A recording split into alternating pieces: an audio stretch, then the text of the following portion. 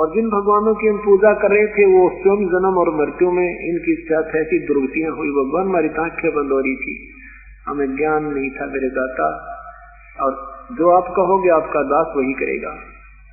परमात्मा ने कहा जो पूजाएं की तुमने रखी हुई ना मूर्ति वगैरह, वो नहीं रहनी चाहिए, उसको जल प्रवाह कर दो समुद्र में।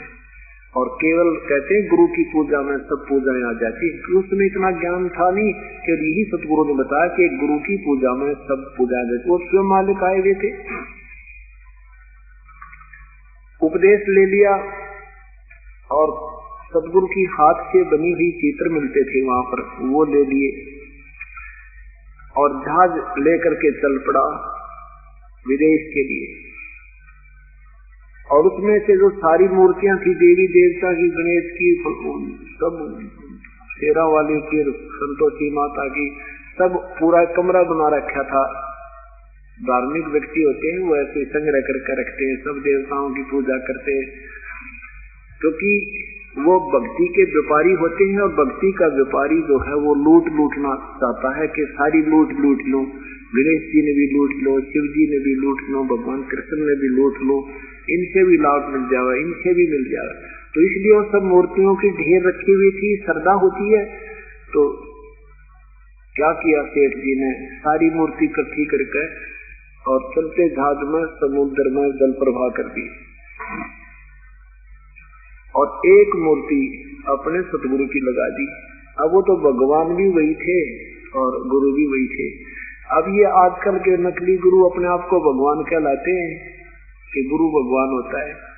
भगवान गुरु जो है इष्ट हमारा जो मालिक होता है, और गुरु उससे मिलाने वाला एक मीडिया होता है।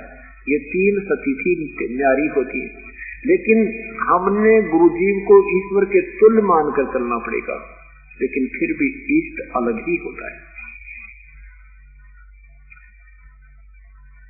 अब उन जहाज के अन्य सेठों ने देखा कि दामोदर जी तो बहुत बड़े श्रद्धालु थे, इतनी देवताओं की मूर्ति थी, ये कहाँ गई? उसका मंदिर देखा, उस जहाज में बना रखा था, खाली एक मूर्ति टंगरी कबीर जुलाए की। तो उन्होंने पूछा, सेठ जी उन देवी देवताओं की मूर्ति कहाँ रख दी आपने, ये क्या कर दिया आपने, कहाँ गई वो?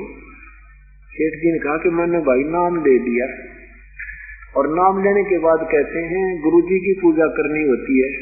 भगवान ये देवता भी राजी नहीं होते जब गुरु की पूजा करके इनकी पूजा करते, इसलिए गुरुदेव के आदेश से मैंने जल प्रवाह कर। और ये गुरु जी कौन है तेरा? भैया मेरा भगवान है। सेठ जी ने कहा के नाम है इनका कि कबीर जुलाहा, कबीर नाम है इनका। और वो काशी के सेठ कहने लगे वो धानक, वो जुलाहा के वो धानक। अब सेठ जी कहने लगे भाई कुछ भी कहो तुम, मेरा तो यू भगवान हो गया और मेरे हृदय ने मान दिया, अब तुम कुछ भी कहो मेरे लिए परमात्मा है। तो उसका नाम कबीर धर दिया। सेठों ने व्यंगात्मक उनको कबीर कहने लगे दामोदर को कि वो आ गया कबीर।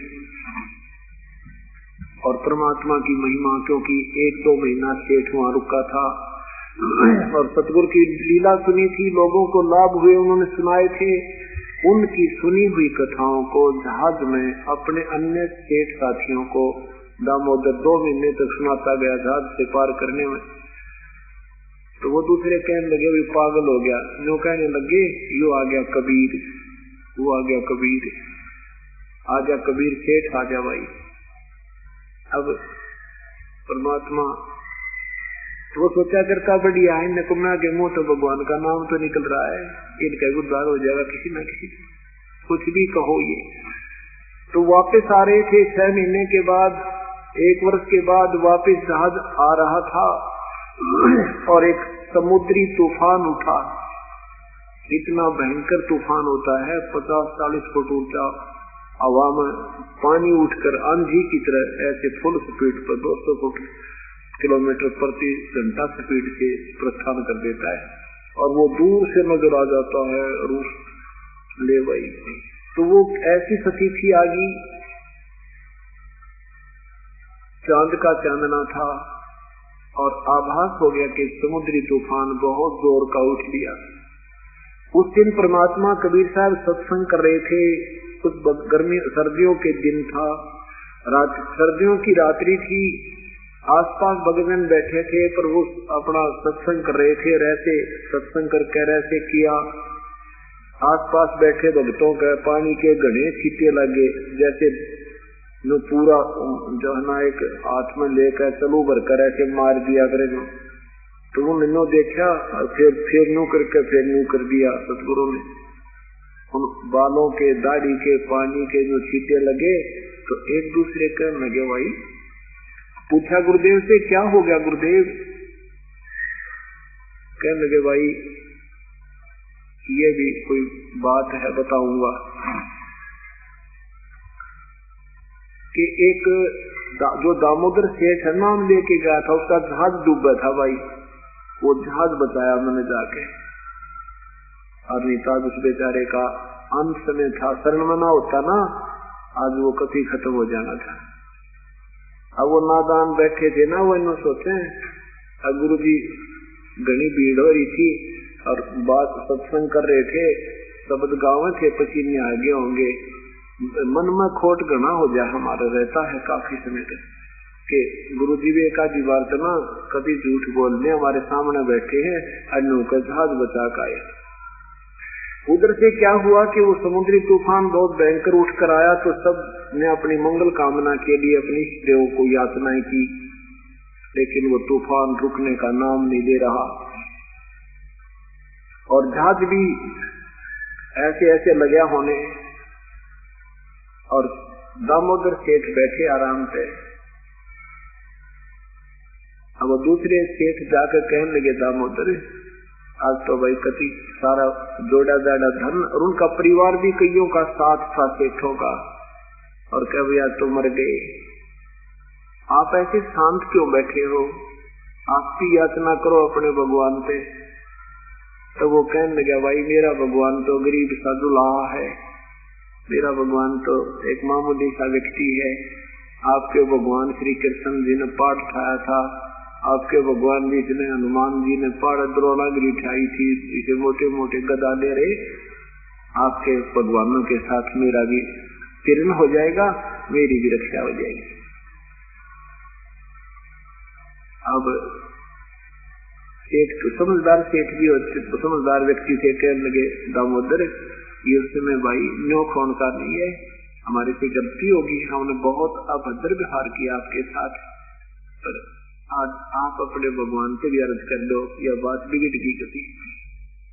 और यूँ कहते हैं पता ना किसकी सुन ले भगवान। परमात्मा बोला, भाई थारे तो बड़ा को भगत दिखता ना मुझे, और वही मेरी के सुनेगा मेरा कबीर तो भगवान भी कोई नहीं, पता कैसे अर्ज करो, अरे सारे मेरी भी बचाव हो जाएगा। तो उन्होंने कहा भाई मजाक ना करे। अब वो स्वाभाविक बैठा था कि ये अपने आप भगवानों को अच्छा मान रहे हैं, फिर मैं मेरे तो गुरु जी की पूजा करता हूँ, इनके बचाव नहीं होगा तो मेरे तो क्या होगा। तब वो खड़ा होकर कहने लगा, भाई तुम बैठ जाओ। तब दामोदर जी ने कहा, परमात्मा मैंने आपकी घनी महिमा गा दी इनका आगे, और ठीक है मुझ पापी में इतनी योग्यता नहीं होगी, मैं इस योग्य नहीं होऊंगा कि आप मेरी रक्षा कर सको, क्योंकि तूफान बहुत ही उग्र रूप धारण कर चुका था। ये परमेश्वर मुझ पापी के कारण आपकी बेइज्जती हो गया, और यहाँ से बचा लो मेरे दाता, और फिर से कुत्ते वाली मौत मार दियो, आपके दास को कभी चिंता नहीं, मेरा ऐसा ही संस्कार होगा। इतना कहकर बेहोश हो गए। कहते सच्चे मन के मीता, हर तो सच्चे मन के मीता, और कद बिगड़ी काशी पढ़ाई कद पढ़ाई गीता, झूठे बेर राम ने खाए नेक शर्म ने कीता। तो जब हम जिस भी इष्ट की साधना करते हैं उसकी इतने प्यार और इतनी श्रद्धा से उसके अंदर समर्पित है, फिर ऐसे समय में वो परमात्मा यूं बचाव करता है, सहयोगी होता है। उसी समय वो तो बेहोश हो गए सेठ दामोदर जी तक, और उधर से तूफान ऐसे बैठ गया जैसे नाम निशान नहीं था, बिल्कुल शांत समुद्र हो गया। बोलो सतगुरुदेव की जय। काफी देर के बाद भगत जी होश में आए। जब चेत हुए तो कंधे पर बैठा दिया दामोदर सेठ को। सेठों ने उठा दिया ऊपर में, जय हो बोलो दामोदर सेठ की जय। वो बोला मेरे भगवान की जय बोलो, बोलो कबीर परमेश्वर की जय। और सबने ये कहा भाई दामोदर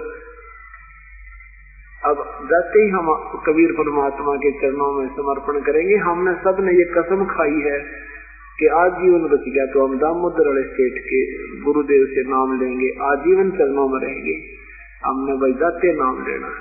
आज से चलते चलते हफ्ते 10 दिन में पहुंचे। उस दिन भी परमात्मा सत्संग कर रहे थे और वही भगत जन गिने चुने वहां पर विराजमान थे। इतने में बाहर से आवाज लगाते हुए आए, जय हो बंदी छोड़ की, जय हो बंदी छोड़ की, जय हो बंदी छोड़ की। सारे सेठ सीधे बंदी छोड़। वो पहले तो वहां पूछा, वहां से घर से पता लगा कि वो तो सतगुरु तो सत्संग कर रहे हैं।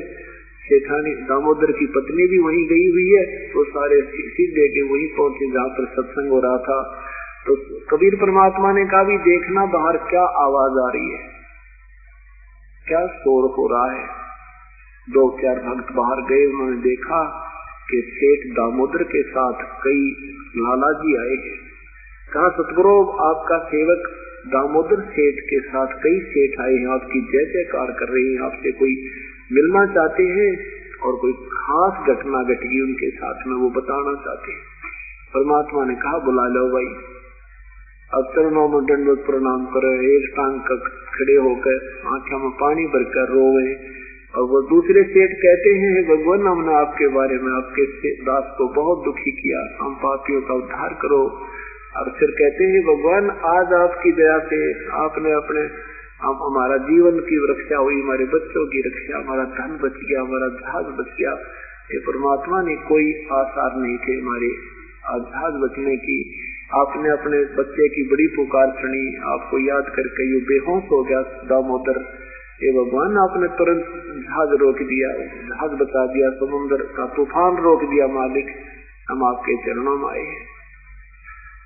तो परमात्मा ने उन सबको उपदेश दिया। और वो आसपास बैठे वो मूर्ख भक्तजन कह सोच रहे थे कि गुरु जी के पसीने आगे इसलिए कह रहे, अरु झूठ बोल रहे हैं। मन मन में संकल्प कर रहे थे कि झूठ बोल रहे हैं।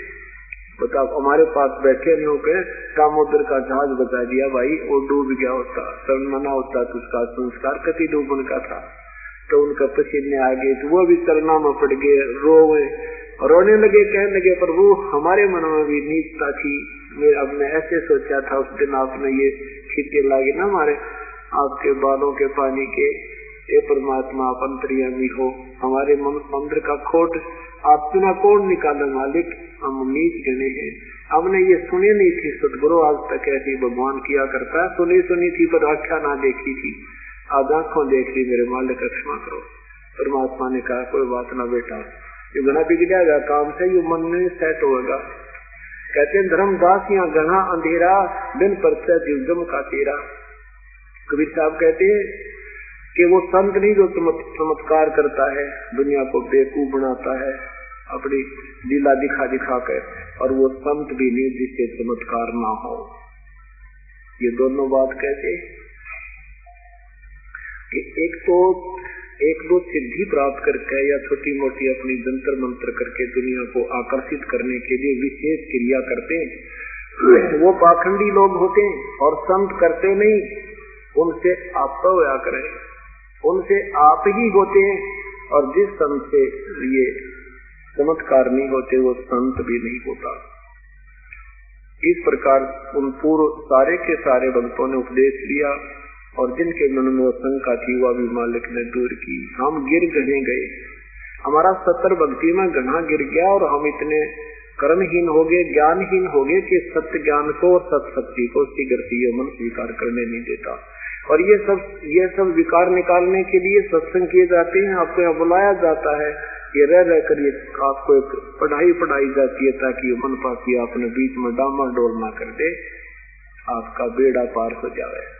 और एक दिन इसी प्रकार आपका बेड़ा पार भी होगा, क्योंकि करत करत अभ्यास से और जड़मती होत सुजान रसरी आवत जात से सिल पे पड़े निशान, पत्थर भी निशान हो जाता है। फिर बार बार की सत्संग सुनेंगे, अपने भगवान की महिमा सुनेंगे, ये मन सरेंडर कर देगा। एक जन हरनो कहेगा भगवान कबीर साहब ही।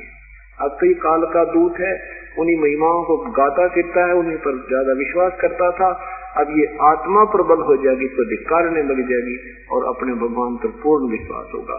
और विश्वास होने के बाद ही फिर आपको वो सार नाम स्वीकार होगा। बोलो सतगुरुदेव की। परम पिता परमात्मा पूर्ण ब्रह्म कबीर परमेश्वर, हम काल जाल में फंसी हुई आत्माओं को उन्हें अपने निज घर की याद दिलाने के लिए स्वयं आते हैं।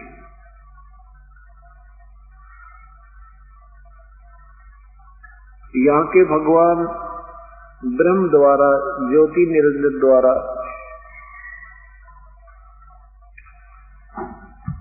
अपने अधूरे ज्ञान के द्वारा एक भ्रम जाल इतना फैला दिया गया है कि हम परमात्मा की शकल और सूरत से भी अपरिचित हो गए, हम परमात्मा की परिभाषा से भी अपरिचित हो चुके हैं। परमात्मा को निराकार निराकार निराकार की रट लगा के परमात्मा से रुचि समाप्त कर दी। ऋषियों ने समाधियां लगाई, हजारों वर्षों तक प्रयत्न किए, परंतु परमेश्वर नहीं मिला, क्योंकि उनको परमात्मा प्राप्ति वाली साधना नहीं मिली। कारण है कि पवित्र गीता जी अध्याय नंबर 4 के मंत्र नंबर 34 में लिखा है कि उस परमेश्वर के परमात्म तत्व को, उस परमात्मा पूर्ण ब्रह्म के वास्तविक ज्ञान को यानी तत्व ज्ञान को गीता बोलने वाला प्रभु कह रहा है कि मैं नहीं जानता। उसको किसी तत्वदर्शी संत से पूछो, फिर वो संत जन जैसे तुम्हें बताएं उस तरह साधना कीजिए। अपने विषय में अध्याय नंबर 8 के मंत्र नंबर 5 और 7 में कहा कि मुझे याद कर, मेरा ही सिमरन कर, युद्ध भी कर तो मुझे ही प्राप्त होगा, कोई शंका नहीं।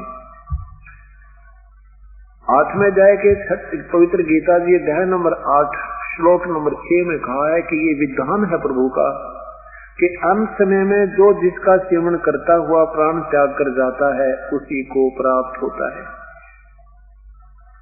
यही परमेश्वर बताते हैं कि जहाँ आशा तहाँ बासा होई, मन कर्म वचन सुमरियो सोई।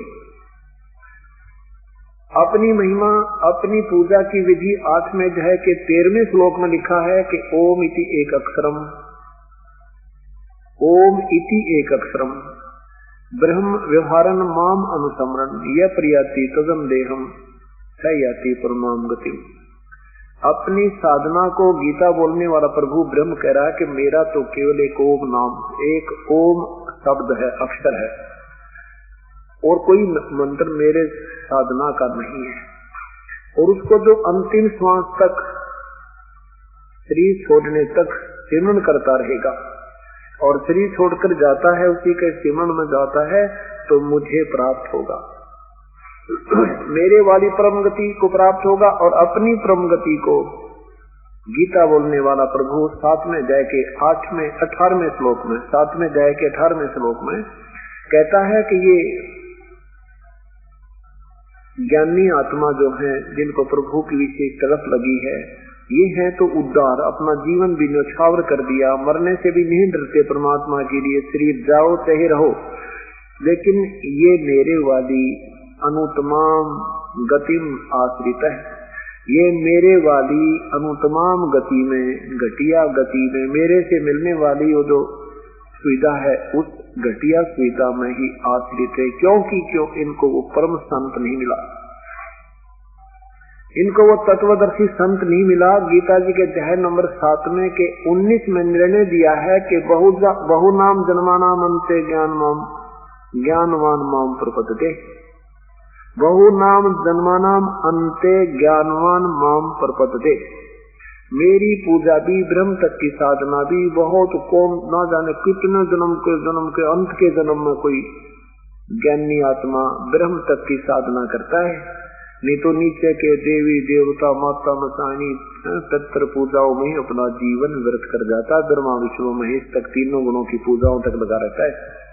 और वासुदेव सर्वमिति सर्वात्मा सो दुर्लभ है, ये बताने वाला कि वो वासुदेव का अर्थ होता सर्वव्यापक सर्वशक्तिमान, सबका पालन करता, वो पूर्ण ब्रह्म तो कोई और है और वही पूजा के योग्य है, वही सर्वशक्तिमान है, वही कर्म विनाशक है, वही तीनों लोकों में प्रवेश करके सबका धारण पोषण करता है। ये ज्ञान देने वाला संत तो बड़ी मुश्किल से मिलेगा। और फिर कहा वो मिल जाए तो फिर उसके बाद उस परम पद परमेश्वर की खोज करनी चाहिए। जिसमें गए हुए साधक फिर लौटकर संसार में नहीं आते, अर्थात उनका फिर किसी रूप में वापस आना नहीं होता। गीता जी के अध्याय नंबर 15 के मंत्र 4 में लिखा है। इस तरह व्याख्या करके बताया है कि 8वें अध्याय के 7वें श्लोक में लिखा है कि तू युद्ध भी कर और मेरा सेवन भी कर, तू मुझे ही प्राप्त होगा, नो डाउट। 8वें अध्याय के 8, 9, 10 3 मंत्रों में श्लोकों में लगातार कहा है कि जो साधक उस परमेश्वर की साधना करता है फिर उसी को प्राप्त होता है। एक समय की बात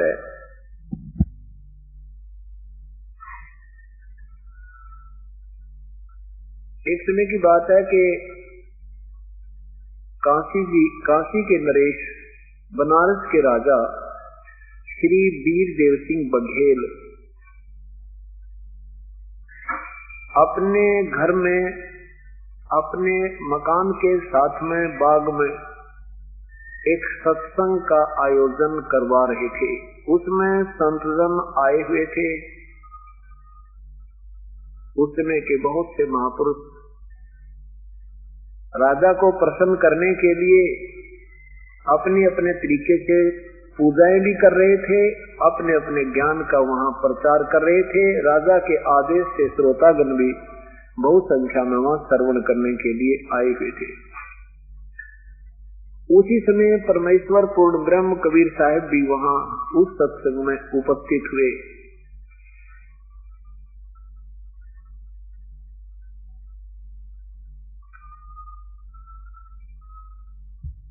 जब परमात्मा को वहां बैठा देखा एक भक्त संत रूप में, सब जो प्रवचन करता संतजन थे उन्होंने कहा कि महात्मा जी भक्तजन आप भी कुछ सत्संग सुनाइए। परमेश्वर ने कहा कि आपके सामने मैं क्या सुनाऊं, आपने सभी कुछ तो कह सुना दिया, अब सूरज के सामने दीपक में क्या दिखाऊं। परमात्मा अपने आप को एक भोला भाला सिद्ध कर रहे हैं। फिर भी एकाद भक्तजन कहता नहीं महाराज जी आप भी सुनाओ, आप भी कुछ अपने वचन सुनाओ, आपका भी हमने सुना है कि आप बड़े अच्छे वचन सुनाते हो, काशी में आपका भी बड़ा बोलबाला है, मेरे वचन सुनने हैं तो बहुत धैर्य चाहिए तुमने, कहीं बीच में ही ना कूद पड़ो तुम। संत भक्तजन मजाक सोचा कि संतजन मजाक कर रहे हैं, कहने लगे नहीं जी आप सुनाओ। क्यों नहीं सुनेंगे, परमात्मा की चर्चा तो सुनने के लिए ही होती है, सुनाने के लिए होती है, कैसा भी सुनाओ जैसा आपको ज्ञान है। तो क्या बताते हैं परमात्मा के सुनो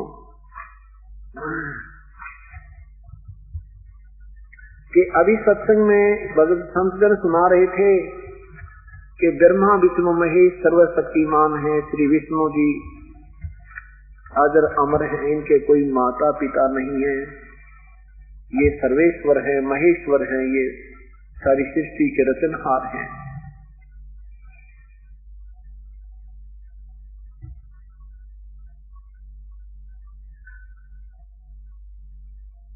परंतु ब्रह्मा विष्णु महेश केवल 3 लोक के तीन लोक में एक एक विभाग के प्रभु हैं। ये सर्वशक्तिमान नहीं है, इनकी जन्म मृत्यु होती है, इनके माता पिता भी हैं। ब्रह्मा विष्णु महेश के माता, ब्रह्मा विष्णु महेश की माता जी शेरा वाली अष्टंगी अध्या माया या दुर्गा है, और इनके पिता ज्योति निरंजन ब्रह्म, जो गीता जी में अध्याय नंबर 11 के मंत्र नंबर 32 में कहते हैं कि मैं काल हूँ अर्जुन, सबको खाने के लिए अभी प्रकट हुआ हूँ, वो इनका पिता है। ज्योति निरंजन को, ब्रह्मा विष्णु महेश के पिताजी को 1 लाख मानव श्रीधारी प्राणी नित्य आहार करने का, खाने का शाप लगा हुआ है, जिस कारण से ये तीनों पुत्रों के द्वारा जन्म, जो सृष्टि यानी सब्जियों की उत्पत्ति, सखीची और संहार करवाता है।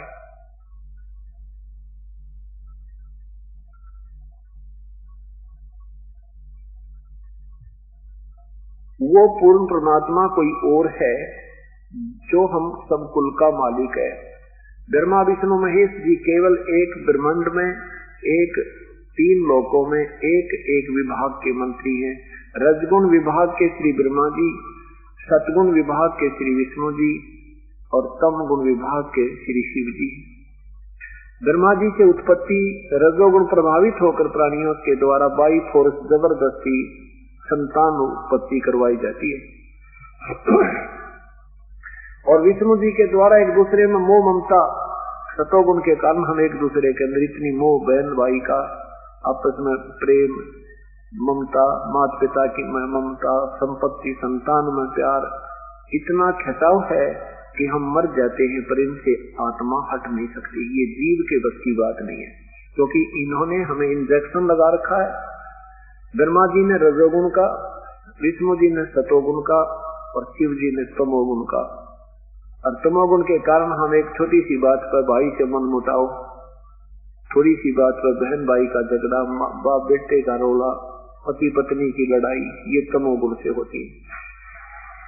लेकिन फिर भी हृदय नहीं हट सकता, फिर भी इनसे आत्मा दूर नहीं हो सकती, चाहे रोज लड़ाई हो ले।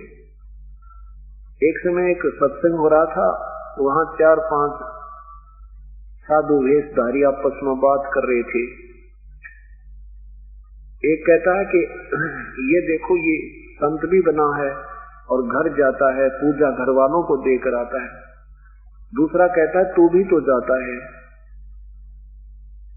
तीसरा कहता है भी एक बात तो हो जाए, दिल तो सबका ही करता है घर जाने को, यदि हमारे को घर वाले पिटाई कर दे फिर तो हट सके वहां से, नहीं तो आत्मा बार बार खिंच ही जाती है, बेसिक बात बनाओ। चौथा कहता है मेरे साथ वो भी बात बन ली, मेरी पिटाई भी हो ली, फिर भी आत्मा परिवार से नहीं हट रही और घर भी छोड़ रखा है और कपड़े भी लाल पहन रखे। मेरी पिटाई भी हो ली, मैं फिर भी घर जाने को महीने में, 2 महीने में, 6 महीने में, ऐसा जबरदस्त खिंचाव बनता है, ये बस की बात नहीं। परमात्मा कहते हैं कि जो साधनाएं तुम करते हो ये साधनाएं ठीक नहीं, क्योंकि ये ब्रह्मा विष्णु महेश तक की सीमित साधनाएं हैं। और जो तुम साधना करते हो, घर त्याग जाते हो, गुफाओं में बैठ जाते हो, इससे तुम्हें कोई लाभ नहीं होता। केवल कुछ सिद्धियां आ जाती हैं, लेकिन ये काम, क्रोध, विषय विकार तुम्हारे फिर भी समाप्त नहीं होते। जैसे चंदन सर्प लिपटाई, शीतल तन भय विष ना जाई। जैसे चंदन के पेड़ के सर्प लिपट जाते हैं, वो उनका शरीर तो शीतलता महसूस कर रहा है, लेकिन उनका जहर समाप्त नहीं हो रहा, जिसके कारण वो बीमारी है, वो उनको, जिसके कारण उनको बेचैनी है, वो विष नहीं जा रहा। उस चंदन के पेड़ से लिपट जाने से सर्प का विष समाप्त नहीं होता। ये काम, क्रोध, मोह, लोभ, अहंकार रूपी विष है, इसके कारण हमें बेचैनियां हैं, और जो साधनाएं जिन प्रभुओं तक की तुम कर रहे हो, इनसे तुम्हें कुछ ऐसा महसूस हो रहा है कि हमें कुछ राहत मिली है, लेकिन वो वासना समाप्त नहीं। एक समय की बात है, एक किसान का लड़का बहुत प्रभावित हुआ परमात्मा से। छोटे छोटे बच्चे, एक 1.5 वर्ष का, एक 3 वर्ष का, उन दोनों को त्याग कर और वैराग्य ले लिया। एक संत से मिलन हो गया, उसने ऐसी ज्ञान सुनाया, वैराग्य हो गया, घर त्याग गया। फिर जाके उस संत ने उसको 12 वर्ष तक गुफा में बैठा दिया कि इसकी मोह ममता हट जाएगी, बच्चे याद ना आएंगे। 12 वर्ष तक वो गुफा में ही रखा, वहीं उसको खाना पीना दिया, बाहर संसारिक लोगों से नहीं मिलने दिया, और कहा तू ऐसे तप कर, ऐसे जप कर। 12 वर्ष के बाद संत ने सोचा कि अब ये बिल्कुल निर्मोही हो गया है, और कहा बेटा जा तू नगरी से अब भिक्षा मांग के ला। अब जो ही वो संत जन जो घर त्याग कर गया था, एक घर के द्वार पर खड़ा हुआ और कहा माई भिक्षा देना। एक बहन एक बच्चे को गोदी में ले रखा है, दूसरा बच्चा उसके दामन को पकड़कर आ रहा है, और वो माई एक हाथ में आटा लिए आ रही है, और आकर के कहा ले महाराज जी आटा डलवा, भिक्षा लो। अब वो भिक्षा तो ले ली और देखने लग गया, देख छोटा सा बालक, और एक माई के गोदी में है, एक माई के कपड़े को पकड़े हुए आ रहा है। अपने उन बच्चों की याद आ गई जो छोड़ कर आया था। उस 12 वर्ष की साधना के उपरांत उस ममता ने, उस मोह ने अंगड़ाई ली, उस सतोगुण ने प्रभाव दिखाया। उसने सोचा ओए मेरे बालक भी छोटे छोटे थे, हे भगवान जिस स्त्री का पति ना हो वो कैसे प्रवेश कर सकती है अपने बच्चों की, मेरे बच्चों की क्या दुर्गति हुई होगी। हे भगवान तुम ही जानो। मन में प्रेरणा उठी कि एक बार देख तो आऊं घर जाके उनकी क्या दशा है। फिर एक मन में आती है छोड़, इतने दिन बीत गए हैं, हो गया तो हो चुका होगा, ऐसा कहकर फिर वापस चल पड़ा। फिर सोचा कि एक बार दूर से देखाऊंगा, कौन पहचानेगा मुझे, और जाके या खेत में देख लूंगा काम कर रहे हैं कि नहीं है, वैसे पूछ लूंगा किसी से कि इनके पिताजी कहाँ गए, इनके बच्चों का क्या हाल रहा। ऐसे सोचकर ऐसे चल पड़ा। 1 किलोमीटर जाके फिर मन में आया तो क्या करेंगे, छोड़, जो हो गया सो हो गया। फिर वापस आ गया। 1 किलोमीटर वापस आ गया। फिर याद आई कि एक बार देखने में क्या दिक्कत है, चल ही पड़ते हैं। यानी 3 बार तेरी असल उल्टी सुलटी करी और फिर पटक उसका उस जोड़ी में, वो खाते में चल पड़ा। उसने सोचा पहले खेत में चलता हूँ कि दूर से देख लूंगा बैठ के क्या गतिविधि हो रही है, बच्चों को कोई दुखी तो नहीं कर रहा है। अब जब वो खेतों की तरफ चला तो वो उसका एक भाई खेत में काम कर रहा था, और उस बाबा जी की पत्नी भी वही खेत में अपना कोई पशुओं का चारा वगैरह लेने आई हुई थी।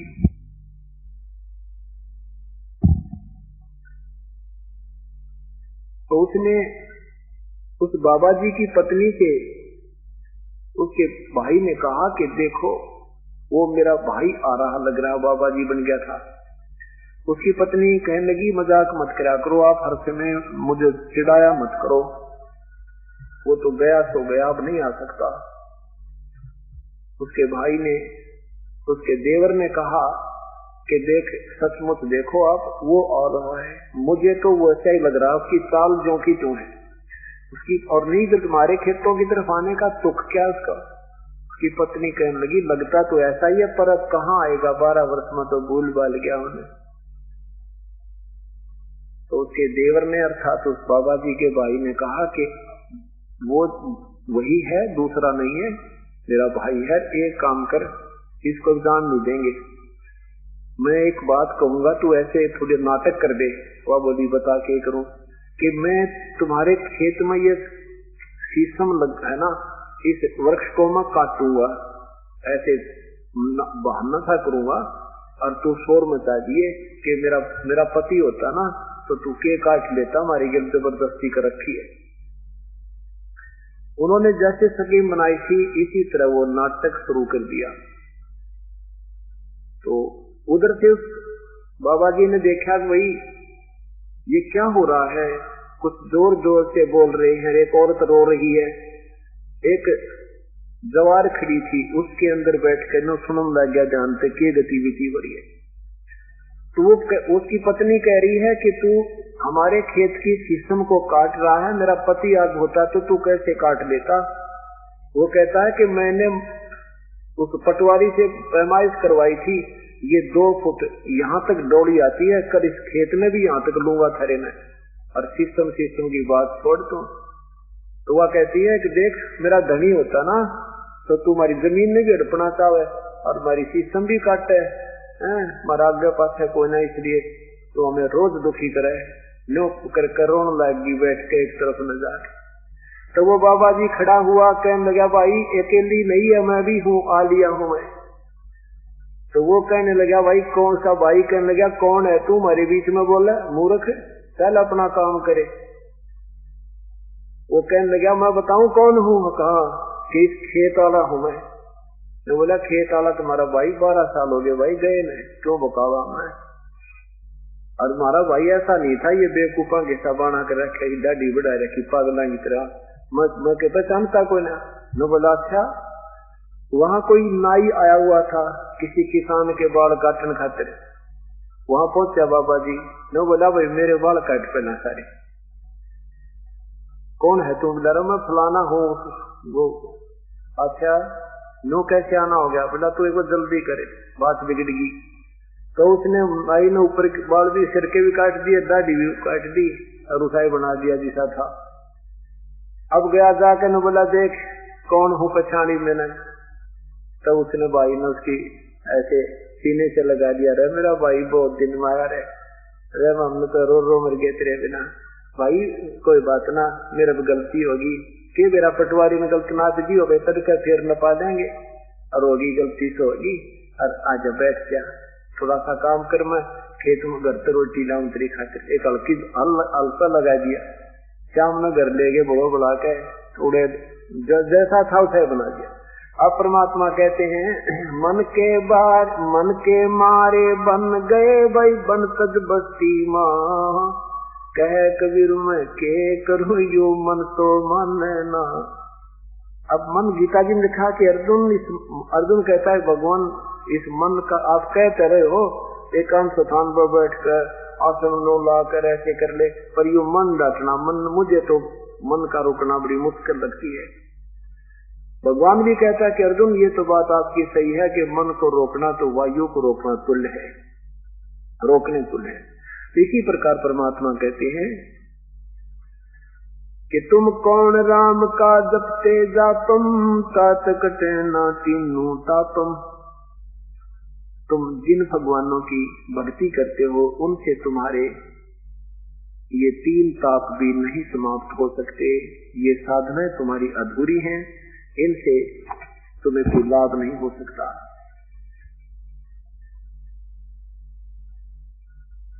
अब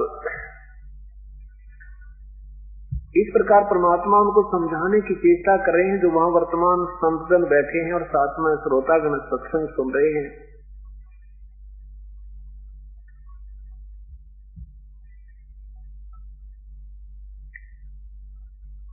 तो क्या बताते हैं, अपनी साधना पूछते हैं कि आप क्या करते हो, आप कौन हो, ये कैसी उठपटांग बातें कर रहे हो, ब्रह्मा विष्णु महेश से भी ऊपर कोई तुम शक्ति बता रहे हो।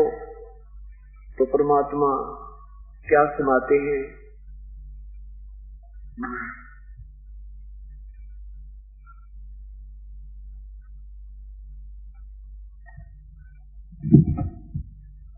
दृष्टि पड़े तो धोखा रे, खंड पिंड ब्रह्मांड चलेंगे, फिर ना रहती लोकारे। क्या बताते हैं, दृष्टि पड़े तो धोखा रे, यानी जो भी ये दिखाई देते हैं, ये कहते हैं ये धर अंबर कैलाश दृष्टि पड़े सो फना है, धर अंबर कैलाश और कृत्रिमवादी झूठ है। तुम स्वरूप समो श्वास, तुम वास्तविक साधना कीजिए और जो साधना तुम कर रहे हो ये बिल्कुल व्यर्थ है, एक अन्य की नहीं है।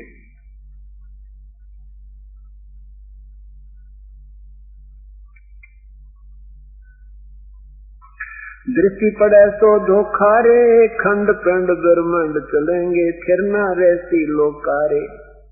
रजगुण ब्रह्मा सतम गुण शंकर, सतगुण विष्णु कहावे रे। चौथे पद का भेद नियारा, कोई बिरला साधु पावे रे। दृष्टि पड़े सो धोखा रे, जो भी तुम्हें दिखाई दे रहे हैं ये ब्रह्मांड सूरज चांद सितारे ये सब धोखा है, ये काल का मिथ्या जाल है, ये सब विनाश हो जाएंगे, ये कोई भी नहीं रहेगा। रजगुण ब्रह्मा तम गुण शंकर, सतगुण विष्णु कहावे रे। चौथे पद का भेद नियारा, कोई बिरला साधु पावे रे। रग यजु श्याम, रग यजुर है श्याम अथर्वण, चारों वेद चित भंगीरे। सुख सम वेद साहेब सर्वंगी, सोहंसा सतसंगी रे। इन चार वेदों से रग यजुर, ऋग्वेद, यजुर्वेद, अथर्ववेद और सामवेद, इनसे न्यारा एक स्वसम वेद है, सूक्ष्म वेद है, उसको कोई बिरला ही संत जानता है। अलंकार अनुरागी दृष्ट मुष्ट नहीं आवे रे। रूप न रेख वेद विवेक न बाणी, चारों वेद क्या गावे रे। आवे जावे सुहंसा कहिए, परमहंस नहीं आया रे। पांच तत्व तीनों गुण तूरा, या तो कहिए माया रे। सुन मंडल सुख सागर दरिया, परमहंस परवाना रे।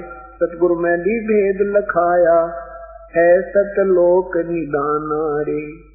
अगम द्वीप अमरापुर कहिए, हिल मिल हंसा खेल रे। दास गरीब देश है दुर्लभ, वो सच्चा सतगुरु बेलरे। दास गरीब वो देश है दुर्लभ, वहाँ जाना बहुत मुश्किल है, कोई पूर्ण संत सच्चा सतगुरु ही पार कर सकता है, और किसी के बस की बात नहीं है।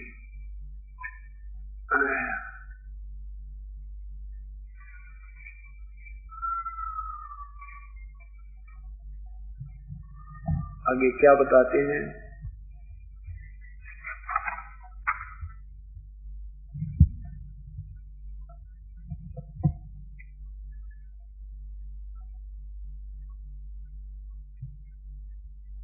परमात्मा पूर्ण ब्रह्म सत्पुरुष अपनी महिमा बताते हुए कहते हैं,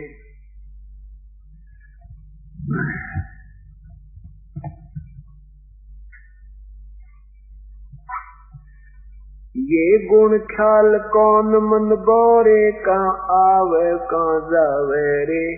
ज्ञानी गुणी मुनि सब भूले, चारों वेद पढ़ावे रे। अक्षर मैनी अक्षर बोले, सुख संवेद को गावे रे। मुसलमान धरणी बिच धरिए, हिंदू अगन जरावे रे। दोहू दीन की एक माटी, एक दूसर कौन कहावे रे। सालग चला जगत सब पूजे, 68 तीर्थ नावे रे। गरुड़ पुराण प्राणी सब सुनहि, वो बहुविध प्रंड भरावे रे। अंत कोट 84 भटक, जन्म जन्म डहकावे रे। राजा प्रजा पशु पखेरु, शुक्र समान बनावे रे। पंच अग्नि धरने जल बैठे, धूमर पान जुलावे रे। भंवर गुफा का घाट विखम है, बंक नाल नहीं पावे रे। गगन मंडल में बांटी, सर्वे चोखा फूल सवावे रे। परानंदनी काम धेन है, छिन छिन माही दुहावे रे। जाके गर्भ नहीं रहता, वा बन जाना दावे रे। खीर खुर्दनी भोजन हंसा, अमृत प्याला प्यावे रे।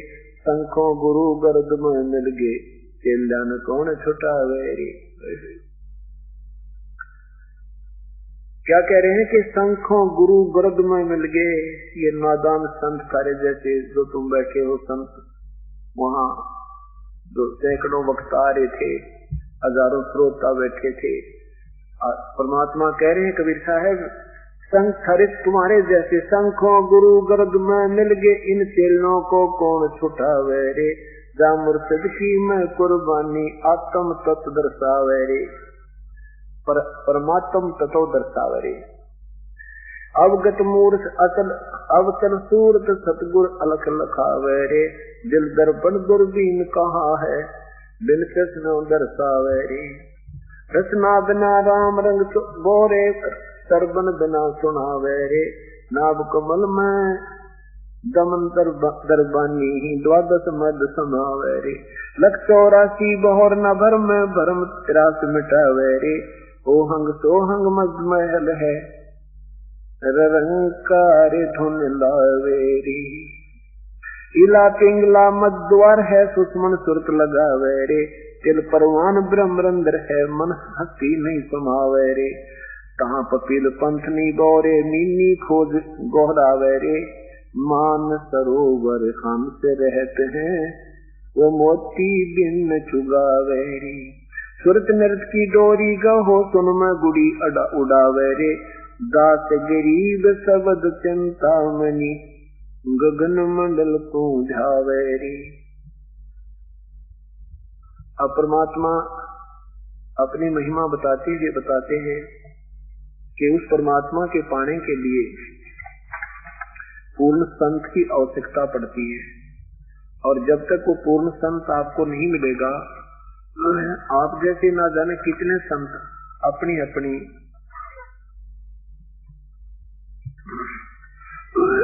कहकर अपनी अपनी कहानी सुनाकर चले गए, उनको प्रभु की प्राप्ति नहीं हुई। क्या बताते हैं? तत् कहन को राम है, दूजा नहीं देवा। तत् यानी वैसे तो वास्तविकता ये है कि केवल एक ही परमात्मा है, दूसरा कोई भगवान है ही नहीं। यदि हम सही मानों में परमात्मा समझें तो केवल एक ही प्रभु है, दूसरा कोई है ही नहीं। जैसे गीता जी के अध्याय नंबर 15 के 16 और 17 श्लोक में लिखा है कि दो भगवान कहलाते हैं, एक क्षर पुरुष, एक अक्षर पुरुष।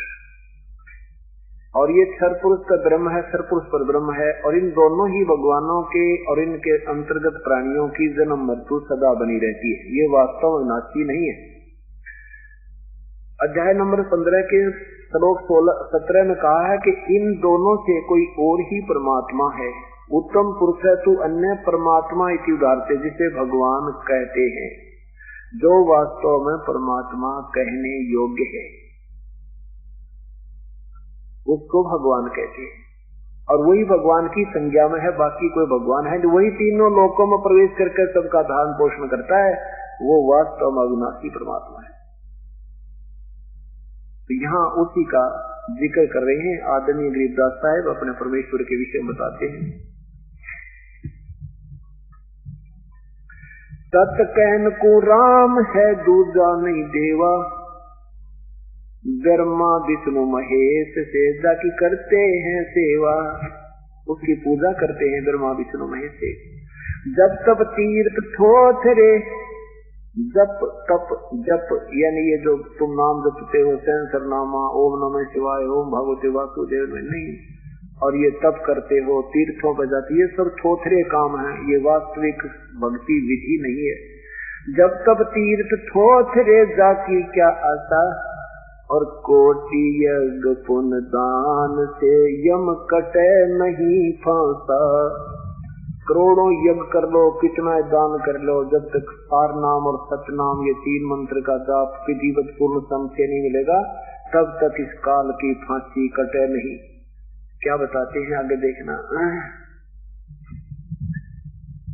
कि जैसे आपने दान किया, यज्ञ की, ये अन्य जाप किए, ओम नाम का जाप किया, इससे आपको स्वर्ग मिल गया, महास्वर्ग मिल गया, स्वर्ग में राजा बन गए, इंद्र बन गए, पृथ्वीपति बन गए और फिर गधे बन गए।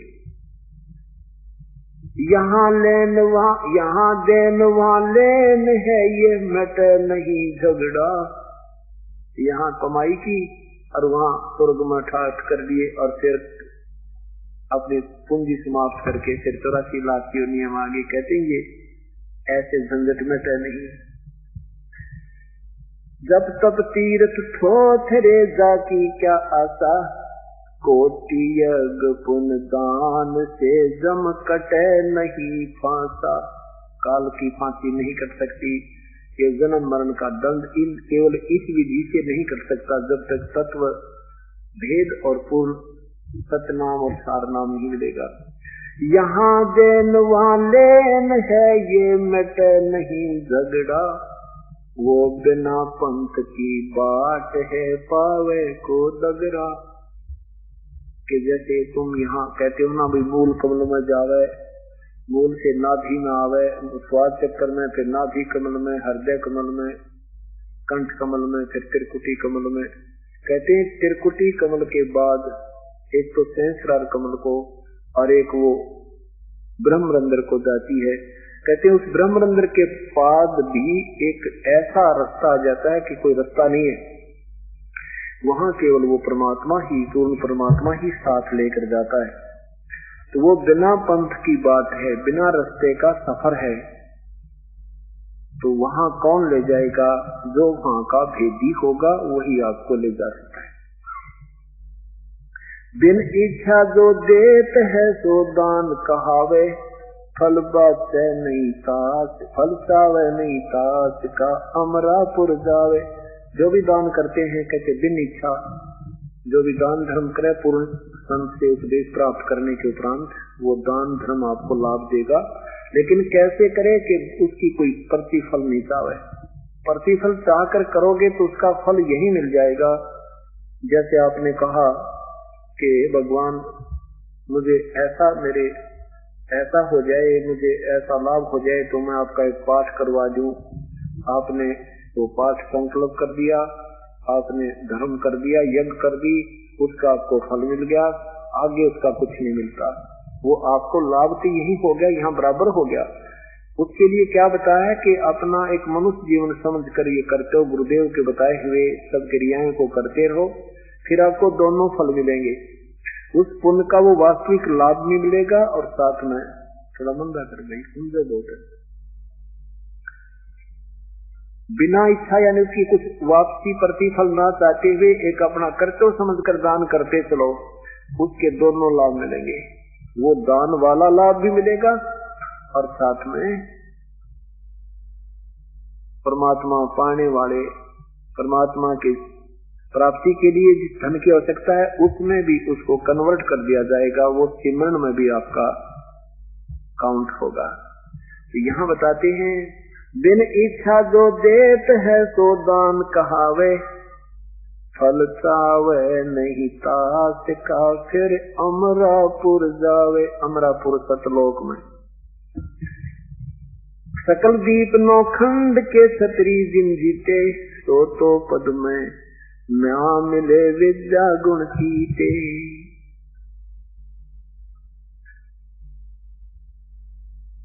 कोटि उनंचा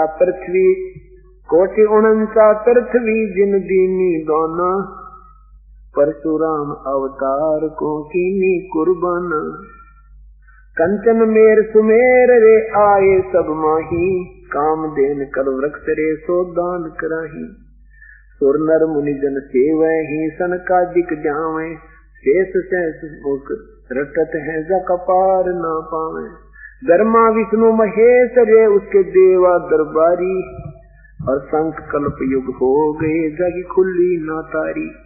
परलय शंख असंख रे पल माही बिहानी, गरीब दास निज नाम की महिमा हम जानी। अब ये सब महिमा बता रहे हैं परमात्मा के तत्कैन को राम है दूजा ना देवा, और ब्रह्मा विष्णु महेश से उसकी करते हैं सेवा। ये थारे ब्रह्मा विष्णु महेश जिस परम पिता की पूजा करते हैं, उससे तुम अपरिचित हो, तुमको पता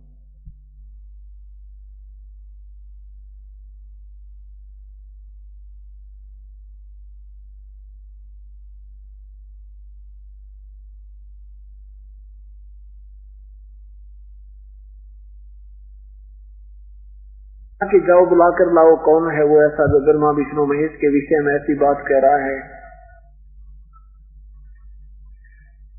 एक सिपाही और साथ में वो दो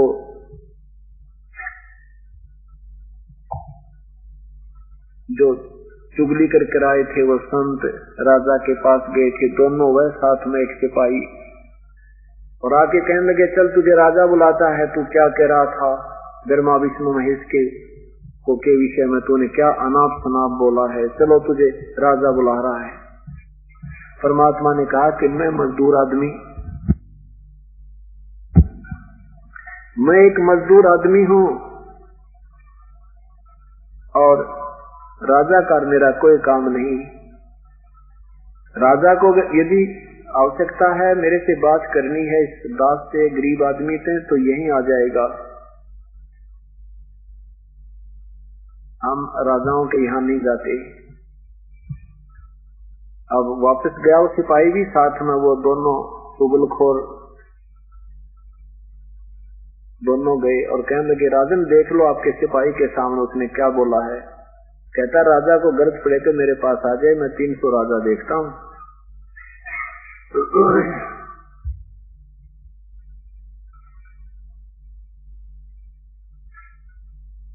तो उसने राजा बड़ा गुस्सा हुआ कि ऐसी हिम्मत, वहां से राजा भी चल पड़ा और गुस्से में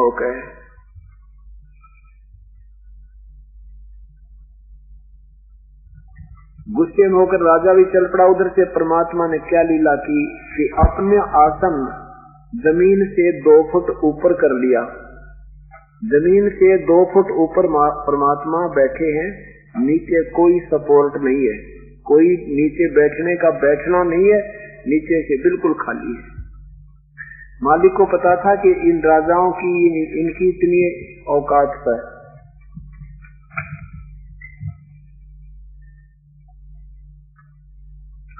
तो राजा ने देखा कि ये आदमी, ये भगवान, ये तो जमीन से भी ऊपर बैठा है, मुंह देखो तवे का। राजा के पसीने आ गए। तेरा भी तो भाई कोई महापुरुष है, ये कोई आम व्यक्ति नहीं है।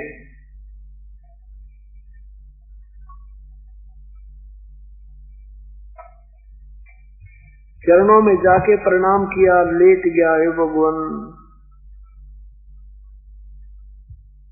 अब जो गए थे उनको बुलाकर वीरदेव सिंह बघेल को, अब उनकी तो मामरगी के राजा भी इनको प्रणाम कर रहा है। तब परमेश्वर से वीरदेव सिंह बघेल ने कहा कि हे भगवान,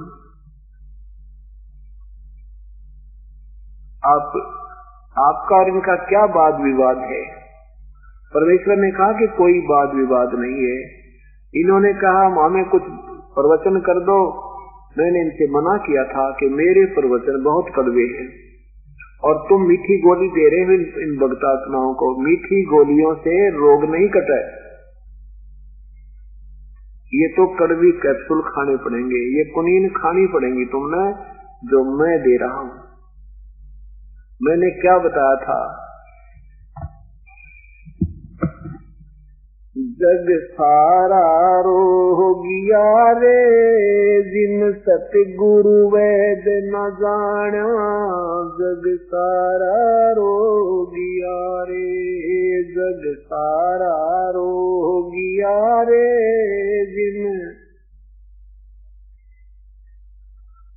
जग सारा रोगिया रे। जन्म मरण का रोग लगा है या तृष्णा बड़ेरी खांसी। जन्म मरण का रोग लगा है, तृष्णा बड़ेरी खांसी। आवागमन की डोर गले में पड़ी काल की फांसी। जग सारा रोगिया रे, जिन सतगुरु वेद न जाना। जग सारा रोगिया रे, जिन सतगुरु।